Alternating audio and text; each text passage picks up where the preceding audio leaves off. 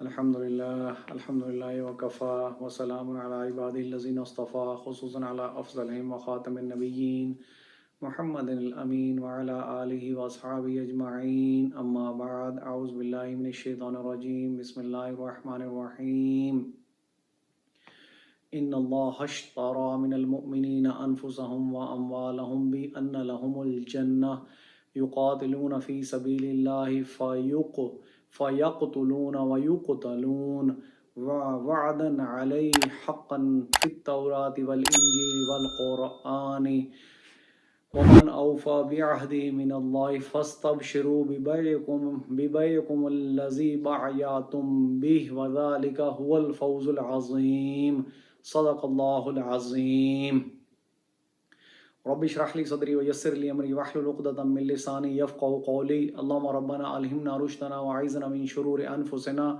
اللهم ارنا الحق حقا وارزقنا اتباعه وارنا الباطل باطلا وارزقنا اجتنابه آمین یا رب العالمین۔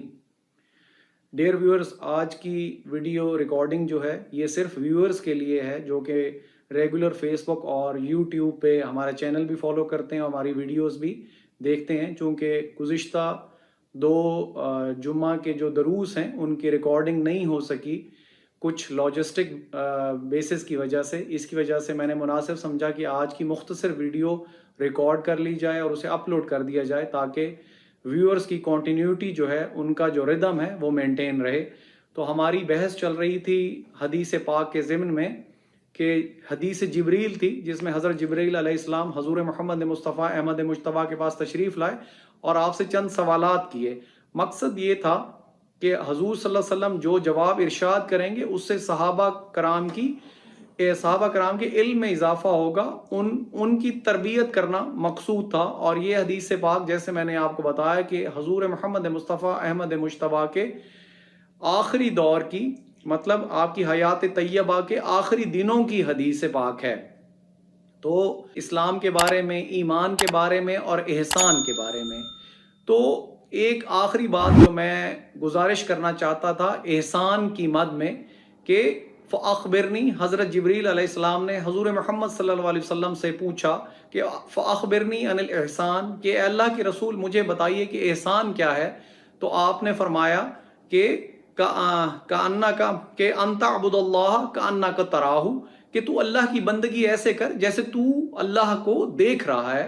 فَإِن لَمْ تَكُنْ تَرَاهُ، اور اگر تیرے اوپر ایسی کیفیت نہ ہو کہ تو اللہ تبارک و تعالیٰ کی ذات کو دے رہا ہے، فَإِنَّكَ يَرَاهُ، تو بس یہ کیفیت طاری کر لے کہ وہ ذات تجھے دیکھ رہی ہے۔ یہ درجہ احسان ہے۔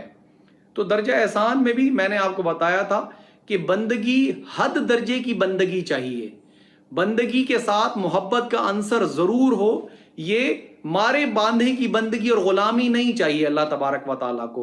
اللہ تبارک و تعالیٰ یہ نہیں چاہتے کہ مجبوراً اس کی اطاعت کی جائے، مجبوراً اطاعت نہیں۔ میں نے آپ کو پہلے بھی عرض کیا تھا کہ امام بن تیمیہ اور ان کے شاگرد حافظ بن راکم، انہوں نے یہ کہا کہ جو بندگی ہے، جو عبادت ہے، وہ تجمع اثنین، دو چیزوں کا مرکب ہے، کہ غایت الحب مع غایت الذل والخضوع، کہ حد درجے کی محبت جب مل جائے حد درجے کی غلامی اور خشیت کے ساتھ تو یہ عبادت بنتی ہے۔ وما خلقت الجن والانس الا لیعبدون، تو اللہ تبارک و تعالیٰ نے یہی تو فرمایا کہ میں نے انسانوں اور جنوں کو نہیں پیدا کیا مگر صرف اپنی بندگی کے لیے۔ اب اس بندگی میں دو چیزوں کا ہونا اشد ضروری ہے، محبت بھی ہو اور حد درجے کی غلامی بھی ہو۔ تو جب یہ بندگی اپنے عروج پر پہنچتی ہے تو پھر اس آیت جو میں نے آج آپ کے سامنے پڑھی ہے، ان اللہ اشتری من المؤمنین انفسهم واموالهم بان لهم الجنہ، کہ بے شک اللہ تبارک و تعالیٰ نے خرید لی ہیں اہل ایمان سے ان کی جانیں بھی اور ان کے مال بھی۔ کس کے عوض؟ جنت کے عوض اللہ تبارک و تعالیٰ نے خرید لیے ہیں۔ اب جب یہ سودا دو طرفہ ہے کہ اللہ تبارک و تعالیٰ نے جان بھی خریدی، مال بھی خریدے اور عوض میں دی جنت، کرنا کیا پڑے گا؟ وہ کرتے کیا ہیں؟ یقاتلون فی سبیل اللہ، وہ اللہ کے راستے میں قتال کرتے ہیں، وہ جہاد کرتے ہیں۔ میں نے آپ کو بتایا تھا کہ جہاد کی مختلف درجے ہیں، مختلف سٹیجز ہیں. درجہ اول میں نے بتایا تھا کہ جہاد ہے اپنے نفس کے خلاف، اور جہاد کا آخری درجہ ہوتا ہے قتال کا، کہ جب اللہ کے دین کو غالب کرنے کے لیے آپ اپنی جان ہتھیلی پر رکھ کر میدان میں آ جاتے ہیں، دشمن کے دو بدو آ جاتے ہیں، صف باندھ لیتے ہیں کہ اب اللہ کی زمین پر اللہ کا نظام قائم ہو کر رہے گا.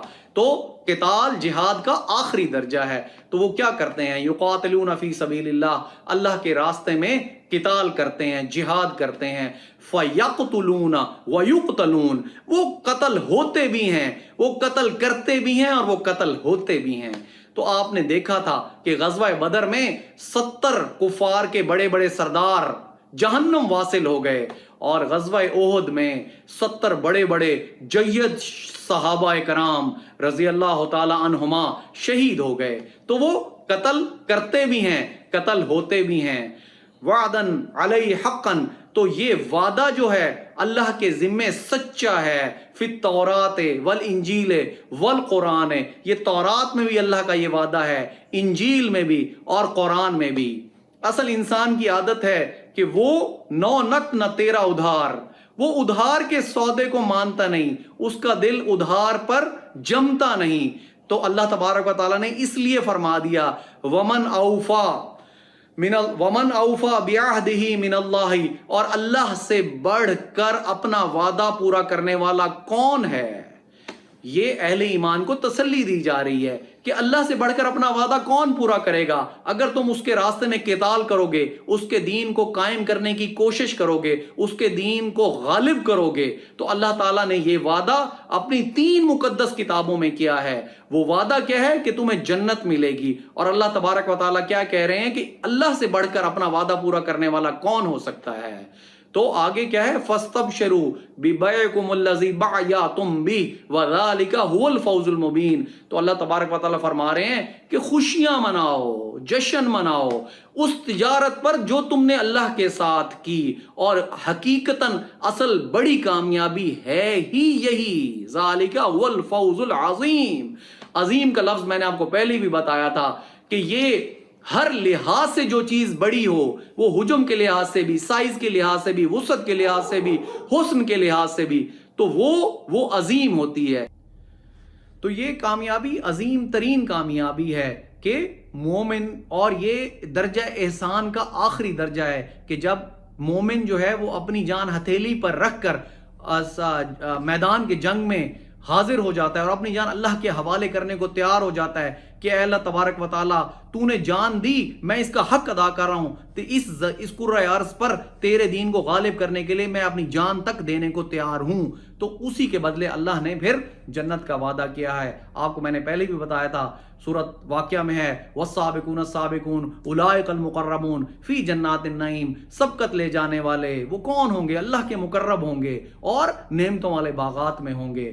تو درجہ احسان یہاں آ کر مکمل ہوتا ہے کہ جب آپ اپنی جان ہتھیلی پر رکھ کر سامنے آ جاتے ہیں کہ اب اس کرۂ ارض پر، چونکہ یہ زمین اللہ کی ملکیت ہے، تبارک الذی بیدہ الملک، یہ تمام بادشاہی اس کی ہے، تو قانون بھی اس کا ہی چلے گا. اس کے لیے آپ اپنی جان دینے سے بھی گریز نہیں کرتے. تو یہ احسان کا آخری درجہ ہے. اللہ تبارک و تعالیٰ مجھے اور آپ کو اس پر عمل کرنے کی توفیق عطا فرمائے. وآخر دعوانا ان الحمدللہ رب العالمین.